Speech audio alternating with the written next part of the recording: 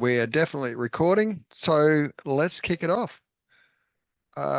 Welcome, ladies and gentlemen, to our part 3 of our Access Australia series. Today we have Peter Smith with us from a group called Access for All. Peter is a keen horse rider, he's a bushwalker, he's a fisherman, and has served on the executive committee of Access for All for about 20 years. He became involved with Access for All when he learned part of his freehold cattle property had been nominated to be declared wilderness in 1999. I bet that was a bit of a shock, without any prior consultation or official notification. Peter has a particular interest in bush heritage and history and is an author, historian. His books include Tracking Down the Bushrangers. Ooh, I think I'd like that one. A Field Guide to Locations, The Clark Gang, The History of Braidwood's Bushrangers, The Dewar River Track, the story of settlers who lived on the historic bridle track that follows the Dewar River. He has been a president of Braidwood and District Historical Society for the past 10 years. I'm going to hand over to Peter now. Welcome, Peter. We would love to hear all about your group and what you've been doing for the past 10 years. Cheers. Okay, thanks, Andy. Well, the group, of course, is called Access for All. It was formed in 1999 as a result of extensive nominations for extending the wilderness areas of New South Wales, and we're particularly affected by the wilderness proposals for this district, which is where we're basically operate from. Is we're sort of centred in Braidwood, which is southern tablelands, but we extend to Canberra, to the coast, from Nowra down to Bega. And in this area, there were, well, there still are a lot of historic bridle tracks. But anyway, just to go back to 1999, prior to that, the New South Wales government had declared a big extension on the number of national parks, and you know, we're bush lovers besides anything else, and we thought this was pretty good. We all love national parks, especially when they're available for the public to use. Then in 1999, the Carr government then came up with this proposal to declare these extensive wilderness areas. Now, wilderness sounds great. I will just read some notes that I took from the National Parks website. Wilderness is to provide clean air and water, store carbon, mitigate the effects of climate change on biodiversity, act as a storehouse of genetic material from which new food crops, drugs, clothing and other natural products may be discovered, allow scientists to compare less modified natural landscapes with areas that have been changed by modern human activity, provide places of inspiration that offer solitude, spiritual significance, as well as opportunities for self-reliant recreation activities. But just when you think about that, isn't that what national parks already do? And then they go on to say, we protect and manage wilderness to conserve biodiversity and maintain ecological systems, limit damage on plants, animals and cultural heritage, actively manage fire, pests and weeds consistent with management practices applied elsewhere throughout the reserve system, provide social, recreational and spiritual support for humans, promote the public understanding and appreciation of wilderness as required under the Wilderness Act of 1987. Again, isn't that what national parks already do? Now,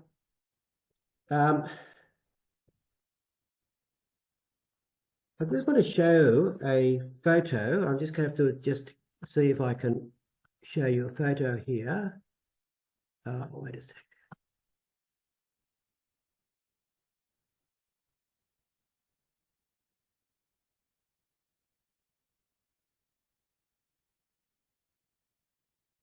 Just lost myself here for a moment. I'm sorry about that.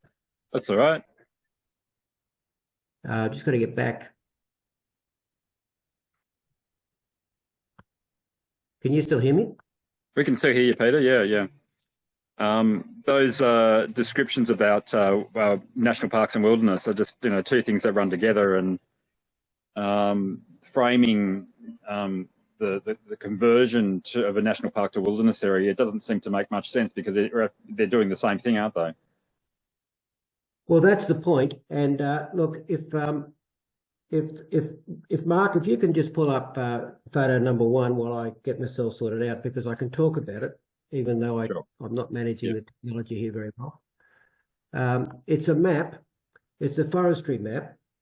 But what it shows... On the screen now, Peter. Okay. What it shows is the area that's basically the Eurobodalla Shire on the south coast. Now, nearly all of that grey area was national park, and nearly all of that grey area was national park, and now nearly all of it is wilderness. So the wilderness proposal just took over, an enormous area of land, and it just seemed unnecessary in the scheme of things when it was already national park. Now, okay, so you can think that all those things are good about wilderness, but the big thing that comes into that is that basically wilderness excludes humans. The only access to a wilderness area is by self-reliant bushwalkers, basically. So that means that wilderness excludes families, elderly people, disabled people, access by vehicle, and of course, access by horse riders through wilderness areas. Now, the problem we faced initially there was that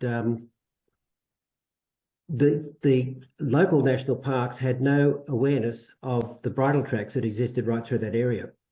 Now, if we just go, I think I can go to the next slide, and I'll show you. No, that's not coming up.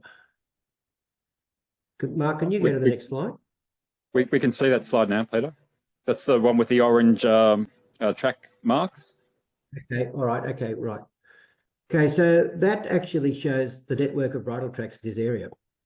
Now, these are not just horse tracks that are put through by people of today. These are historic tracks that existed in many cases before there were any roads in the area, when the area was first settled.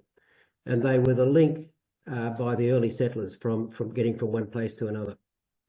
Now, the thing about the tracks is that they're not all covered by wilderness, as wilderness only covers certain parts. But by losing access to those parts, it means you lose access to the network. In other words, one of the ways that these tracks work is if you go to the top part of the map there on the right-hand side, you see the Corn Trail.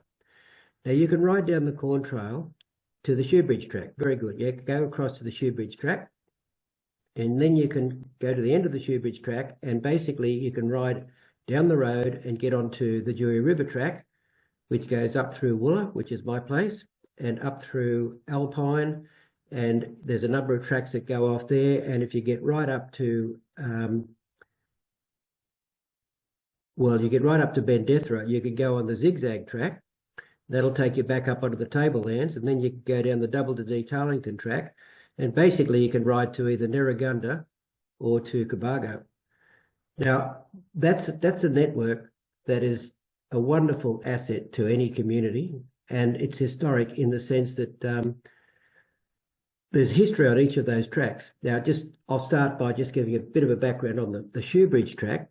Was put through in 1861 as a result of floods in Araluen. Araluen being a major goldfield, the biggest producing goldfield for 7 years in New South Wales from about 1859 to 1869. It was cut off by a massive flood in the 1860. In fact, many people lost their lives. And of course, they couldn't get provisions into the area. So Thomas Shoebridge, an enterprising store owner, put through this track, which actually connected to Nelligan, which is the port in near Bateman's Bay, which had steamers going from there to Sydney. The government thought it was such a good idea that they backed what he'd done. They put £1,000 into the project, and it was one of the finest pack tracks in New South Wales. It was 6 foot wide. It had passing bays every 300 yards. Because when you talk about pack tracks were a way of loading up horses and connecting them in line. So basically, you'd have up to a dozen horses connected head to tail, loaded with goods. So they had to be able to pass. So that's why they had the passing bays. You couldn't pass a dozen horses going one way and other horses going the other direction on this very steep country. So the track fell into disuse when the road went through to Maria in about 1870. But it still remains, and it's still in quite good condition, and it can still be ridden today, but it was blocked by the wilderness. The next track was a track I referred to a minute ago, the W.D. Tarlington track. That track was pioneered by an early settler south of Braidwood in 1829. It was originally an Aboriginal track, probably thousands of years old. It was shown to William Tarlington by Aboriginal people who guided him down to the country at the back of Cobargo, and that enabled people to take cattle. That in the early days, when Tarlington first went down there, it was beyond the limits of settlement. But you know, the trend of the day was to move cattle into areas wherever you could put them, basically. And a lot of Braidwood settlers also took cattle down there. And the track was used well into the 1920s and 30s for bringing cattle up and down from the coast to Braidwood. The other track that was cut off by wilderness was what we call the George's Pack Track. And that was the main access for the George family that moved to Bendethra in the early 1860s. And they had a very extensive property there, and they to get their produce to market, they would take them via the track, the George's Pack Track, to Maria, and they drove cattle, pigs, and even turkeys. They drove them to Maria, to the wharf, where they could put them on a steamer and send them to Sydney to market. So those tracks are all very significant historically, and the wilderness declarations basically put them out of bounds to horse riders. So my first realization of what this wilderness was about was when I was invited to a meeting with the National Parks in Braidwood. And I went to the front of the building, and there's a map of the wilderness nominations. And on the map was part of my property, including the stockyards, nominated for wilderness. I protested loudly at the meeting, and I was told, "Oh well, that's just the way it works. You know, anybody can nominate wilderness, and then you have to the government then put it up for exhibition, and people talk about it." I think that sort of proves the point that obviously it didn't happen. It was freehold property, and my part of the area wasn't declared wilderness. But you have to stand up for these things, otherwise, if you don't, you might get what you get, because you've got to stick up and push back. So we formed an organisation, Access for All, and we then committed a lot of our resources to fighting this proposal for closing down our bridle tracks. We had a lot of angry meetings with National Parks personnel. And then we eventually realised that these were the people, these were the wrong people. So there we are there. We then decided that we needed to talk to the politicians. And that's when things started to change. Because in actual fact, what I left out is, although we protested, we actually lost the battle. And the areas were declared wilderness, and we were not, we were denied access to our bridle tracks. So we had a meeting. The photo there shows a meeting that we had with Andrew Constance, who was the member for Bega at the time, and he came to bat for us. We go to the next slide, and we'll see another meeting that we had with John Barilaro. John Barilaro was the Deputy Premier at the time, and he went to bat for us as well. And eventually we got to the point where the politicians started to listen to us, and there was, I guess, some sort of compromise, and the government decided that they would run trial period where they would allow horse riding on these tracks, on the 3 tracks that I mentioned, but they would monitor the tracks, and it was a two-year trial period. After the 2 years, they examined the tracks and they reported back and decided that there was no damage to the tracks, and they would allow horse riding through the corridors, through the actual tracks, through the wilderness areas. Having said that, then there was a change of management to the various national parks involved, and it took 20 years. It took 20 years before we finally got our tracks back. The point is, once things become legislated, they become very difficult to change, and so that's pretty well the story of the bridle tracks. But it wasn't just this area here. There are other bridle tracks suffered the same, and I think we influenced opening bridle tracks in other areas like Kosciuszko and I think it's called the Mummel National Park. There's another issue, though, that I think we all should be aware of, and that is the proposal to hand over all of national parks in New South Wales to Indigenous people. Now, that sounds nice in principle, but the extreme of that proposal, we just go on. I'll flash through some photos here of using the tracks just to before I go on to the next point. So we just go and have a quick look at these other photos, just to give a bit of visualization of what this looks like. So that's a photograph of a family group riding down the Dewey River track, and this is a meeting of Access for All at Bendethra. So we have a variety of meetings and try to meet outdoors to get the feel of what we're trying to do. We also invited national parks to that meeting. Next photo is shows you part of the heritage. It's a family photo of the Shoebridge family. So they're descendants of Thomas Shoebridge, and they actually are walking the Shoebridge track. So you can see it's very rainforestry, and it's got lots of leafy palms and things. Beautiful area. And the next photo shows you where we are at the moment with the national parks. That we actually work closely with national parks, and we have regular working bees clearing the tracks. So our relations with the national parks currently are pretty good. And the final photograph there is our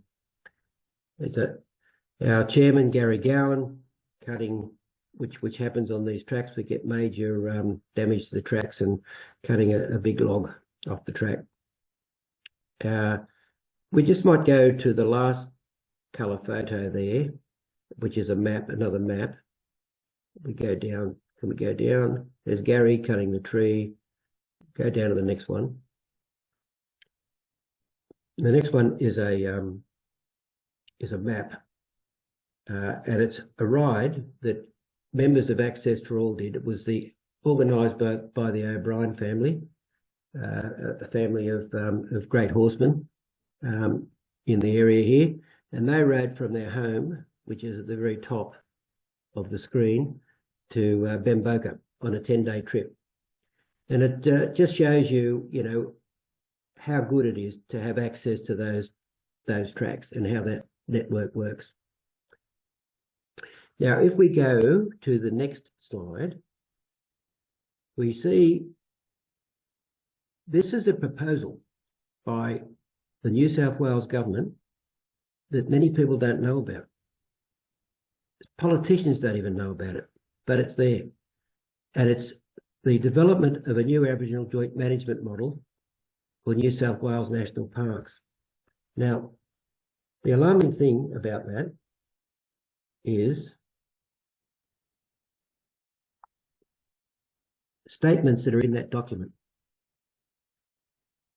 I quote, "Land is central. Accordingly, it is anticipated the new model will provide for the potential handback of title." Now, we're not talking about just management, we're talking about title, freehold title, to all New South Wales national parks covering nearly 10% of the state, subject to the land being leased back for its continued use and management as a national park. They give it away and then lease it back. Doesn't make sense. It'll be a significant practical step towards closing the gap.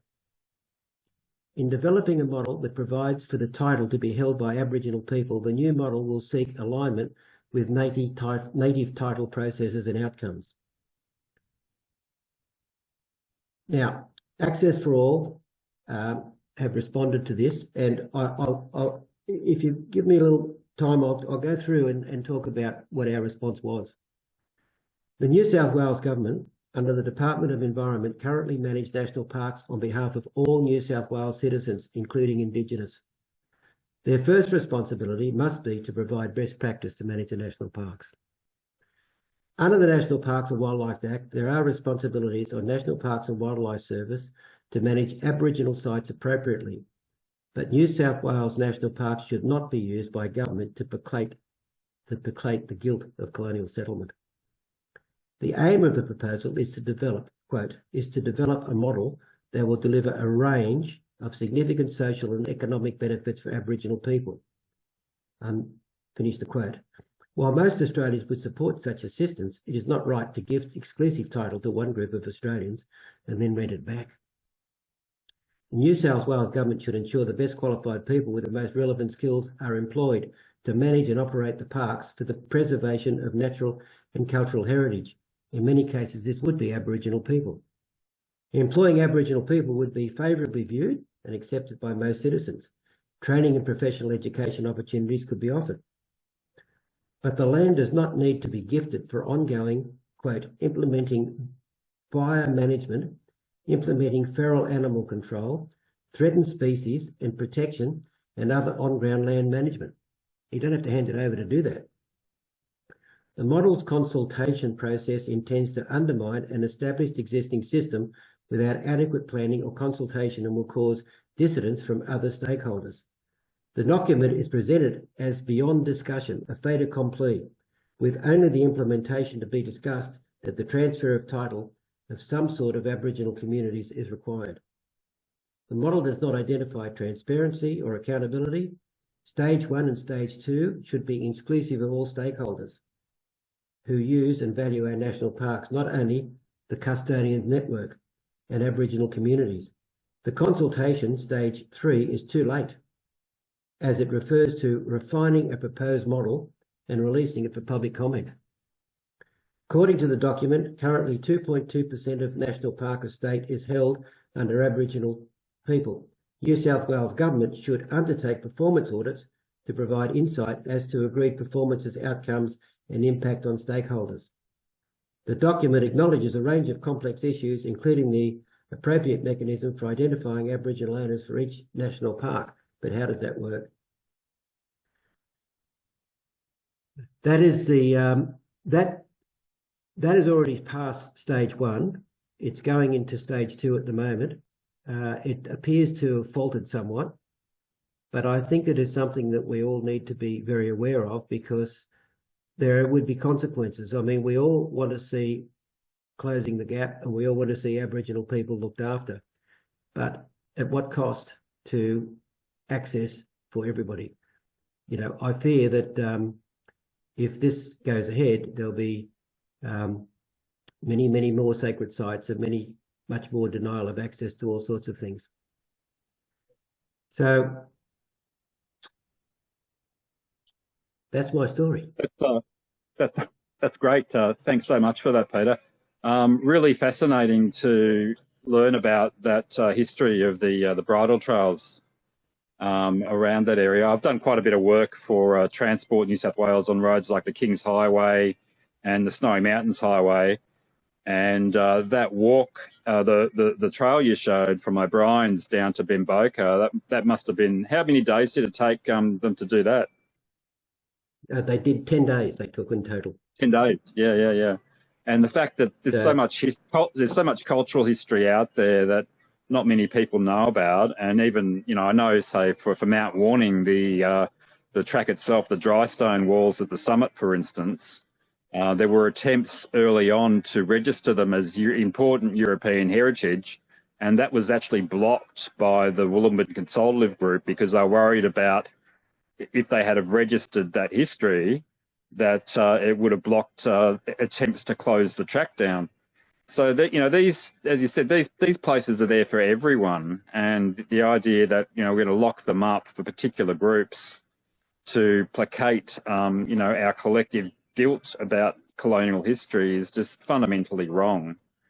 You mentioned the handover process and the fact that it is actually underway. Not many people realise that it was announced in June 2022, but the state government has kept going with that process. So they've got a group in national parks now that are further developing that program. You mentioned that stage 1 is actually completed, and they're on to stage 2. And throughout this whole stage 1, stage 2 process, there's no external consultation with other stakeholders whatsoever. And then what's going to be presented at stage 3 is essentially a fait accompli. This is the plan we've come up with, and that's the plan that is going to be forced on the rest of the community. So it's just fundamentally wrong the way they're managing this whole process. And I agree with you. National parks belong to all of us. You can meet the objectives, those closing the gap objectives, simply by running the park as they're running them at the moment. To increase Aboriginal employment or to provide opportunities for Indigenous people to exercise their cultural activities in the park. There's no barriers there at the moment for them to do that. So handing over large parts of the state, and we're talking, for New South Wales, it's 10% of New South Wales that'll be handed over if this process goes to its completion. And it's freehold, so you can't buy it back then, So it'll be a done deal. I can't understand why they're going down this route. It just doesn't make any sense. No, well, to back up something you said there, I mean, it is called the Department of Environment and Heritage, but the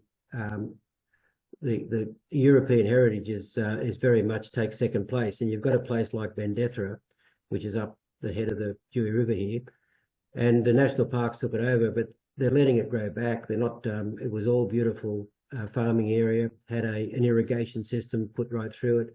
All the there's revegetation or revegetated areas growing up through all of the irrigation system. The original homestead was there after the national parks took it over. It burnt in the bushfire. Well, it could have burnt regardless of national parks ownership, but the national parks are not looking after the European heritage as well as they should, in my opinion. Oh, absolutely, absolutely. Just for us, so SOS, we formed back in 2023. So you formed back in the late 1990s. I think you must be one of the oldest access groups in the country, if not the oldest. What's your understanding on that? My understanding is I was a lot younger then. It's been going on for so long that well, we weren't really working with other groups. We were not really aware of anything other than what was happening. It was more a local focus here.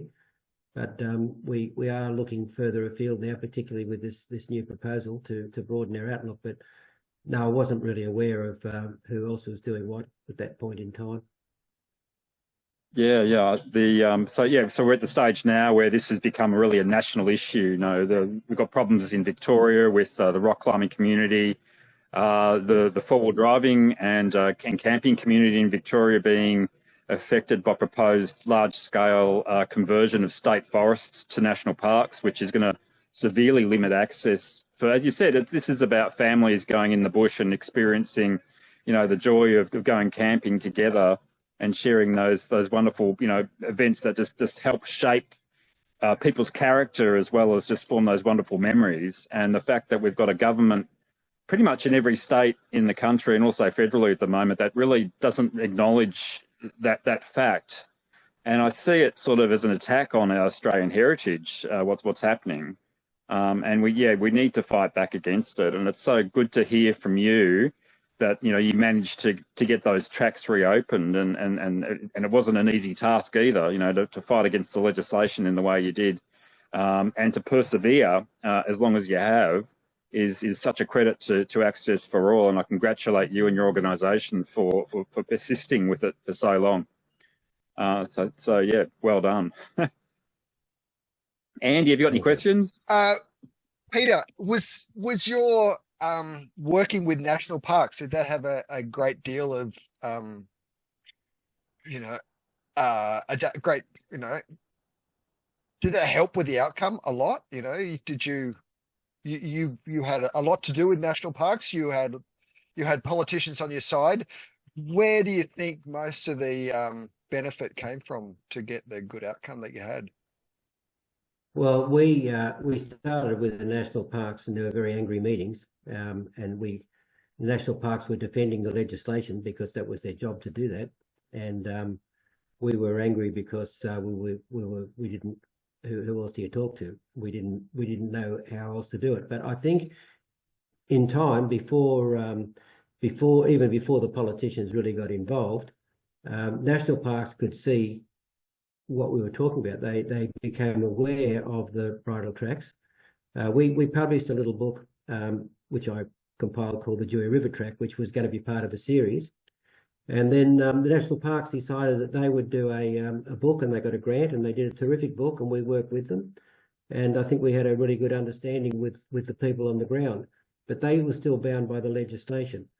So it did work well, and it works well now, because we do have we speak our mind with the national parks, with the staff, but basically they are bound by the legislation and by the management code that each national park has. So even though they might be sympathetic sometimes to us, the real change has got to be with government, not with the people that work for the national parks. And we have good relations with most of the national parks people. Yeah. I'll just jump in just on that theme. We attempted at Mount Warning to run a community working bee to clear some of the damage to the track, and the damage really just because the national parks had closed it and had done no maintenance on it. And we were completely rejected in terms of being able to do that by national parks. I guess they saw it as a political decision. But how did you manage to work with national parks to get on the ground to actually do some of that track clearing work? Well, originally they allowed volunteers to come under their watch, so we don't go without the national park. So we actually work together, but we have to have chainsaw training and all that sort of thing. But most of our people are farmers, and we've even got a couple of arborists, so they're all familiar with the tools and so forth. But yeah, there are some complications with that. There's a bit of detail in getting all that to work, insurances and all sorts of things, and exactly what you can do. They don't like you spraying weeds, for example. You use a whippersnipper and the weeds grow back the next week. But we make it work. Well, that's good to know. I mean, yeah. Hopefully, there's some hope in there for future community, work at Mount Warning and other trails. National parks at the moment seem to be not really engaging with local communities that border on national parks at the moment. I think partly perhaps because a lot of the offices these days and rangers are based in offices in large cities rather than actually being based in the parks themselves. So maybe that's something that might change down the track, going back to the way it was in probably up to the 1990s. I think that's probably when that sort of change happened. But yeah, well, even here on the south coast, because we were very friendly with a lot of the national parks people, one of their main complaints was all the paperwork they had to do. They wanted to do field work, and they were filling out paperwork all the time and following protocols. That was frustrating to them. Yeah. So the tracks that you showed on the map, are they all open now, or are there's still tracks that are closed off to horse riders? No, there are still tracks that are closed off, and basically it's an ongoing campaign, but it's going to be very difficult to get more tracks open. Yeah, we focused on the important ones in our immediate area that, as I said, that made that network operational. But there are other tracks, and the work's not finished. Yeah. Yep. Yeah. Sorry, I just don't understand how national parks, how our government can give away our national parks without the owners' consultation at all. It says that they heard from 330 Aboriginal people and 19 workshops, and there was no consultation with anybody but Aboriginals when they're talking about closing all these, well, not closing, but assigning all these national parks to new owners. It's got to be illegal. It's got to be. Well, it's when I've told so many people about it, and they say, "Oh no, that can't be right." You wouldn't think it doesn't make sense that it could be right. But the big problem I see is that when we were presented with the wilderness declarations in 1999, it was all we could do was massage around the edges. I mean, the decision had been made, and this would be the same thing. By the time it gets for public comment in stage 3, they've already got it worked out and made commitments. I mean, you'd only massage around the edges. It's done. So where are we now? We're going into stage 2. There's been no legislation made in the New South Wales Parliament, I assume. Is that correct? No legislation, and I am told unofficially that the project has stalled for the moment because of lack of commitment, and potentially an election coming up that Labor wants to get back in. So that's well, like it's still there. So the point is, because it may have gone a bit quiet, it doesn't mean it's gone away. And that once it gets too far down the track, it's very, very difficult to pull back. We have to be very vigilant. That's definitely true, Peter. I mean, when that announcement was made in 2022, I sort of forgot about it, and then it was only in the last 3 months or so I didn't realise that there's a whole new unit within national parks, and that they'd already gone through stage 1. And we're on to stage 2. You really got to keep your eyes open as to what's going on, or at the end of the day, they're just going to run right over the top of us. So we need to keep onto the politicians and let them know we're still here all the time. We're waiting and we're watching them, and we're not happy with what's being done. It's almost by stealth, quite frankly, because it's being done in the background. And they don't want to. If you've seen the latest information on the website, it's played down quite a bit now to what the original proposal was. It's not talking about freehold land to giving away as freehold title, but I'm sure it's still there. It's just that they're trying not to inflame the situation. They're trying to sneak it along so that when they're ready, it's pretty well a done deal. Yeah, I looked into one recent handover. This is a small national park on Thunderbolts Way, inland from Armidale. It's only about 550 hectares or so. And these things just happen, as you say, by stealth. The legislation passes, the leases are signed, and local communities aren't involved in what goes on. So for that park, so it's been handed over to a local Aboriginal group. There's an annual rent of around about $170,000. The park itself, to me, I hadn't been there. There's a small track going in to a camp area, and there's an Indigenous site at that area. I would think that the annual normal maintenance on that park by National Parks would be way less than $170,000 a year. They probably went in and cleaned the track a couple of times a year, and that might have been it. So the other side of this is the costs that are involved, because reading the lease agreement for that one, the state government is still picking up the cost for maintenance. So the rent just becomes an extra impost on taxpayers as well. So if you multiply that by all the parks in New South Wales, this is going to. I don't think it's fundable at the moment either. If they progress this sort of system, the money is just simply not there to. It's not sustainable. So they're going to have some major problems if they actually go down this route, because I don't think the money's going to be there to actually support it. But yeah, so 550 for $170,000 rent a year for a park that probably wouldn't attract many people anyway. I just find it hard to believe that they went through with it. And there's another elephant in the room, which is the 30 by 30 thing. So haven't they they've agreed with the United Nations that we would shut up 30% of our wilderness by 2030. And I saw a government document the other day, which is spinning it really positive now. So they know it's out there. So they're now they're trying to promote its goodness. But once they don't have the money to manage these national parks, well, that's the reason to shut them, sort of thing. Yeah. That gets back to a point that Peter mentioned at the start. You know, that the areas that were declared wilderness were national parks to start with. And I don't understand this 30-30 program, why you need to keep people out of these places.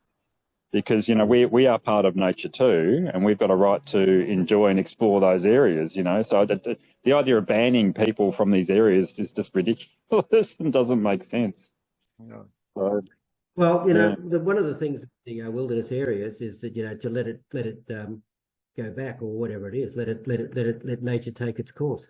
But it's too late. It's a flawed system. I mean, there's already deer, there's already pigs, there's already wild dogs, there's rabbits, there's blackberries. They're there. You can't just shut it up and expect. I have a extensive property here. Now, I've never brought in feral animals, and I've never brought in blackberries and weeds and planted them, but they grow here because they just get dropped. I mean, so you've got an area of wilderness, and it's not looked after properly because there's no access to it, plus the fact that they just want to let it go. And that doesn't work. You're dead right, Peter. That doesn't work. You know, these places do need to be managed. And without that management, just around Can Cove, where I am at the moment, so I'm on the edge of the Kosciuszko National Park, the Alpine Way, very close to the road. All the gullies are full with blackberries. We saw evidence of pigs. I nearly hit a deer this morning running out of the place where I'm at the moment. National parks don't seem to be managing things at all. They've locked out the shooting community in terms of controlling some of the feral animal problems. They refuse to engage with local communities about managing, you know, parts of these parks in a way that is very low cost and is a great benefit to the local community. We need someone to come in and give them a kick up the backside and get things back to the way they were, I think. And I don't know how that's going to happen, but it's something that needs to be done.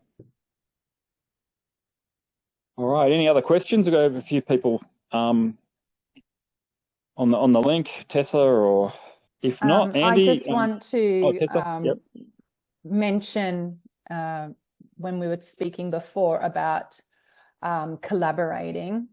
And I think we have to, on all prongs and facets, whether you're a horse rider, whether it's the Brumbies, whether it's us climbers, boundless states and territories, we have to collaborate.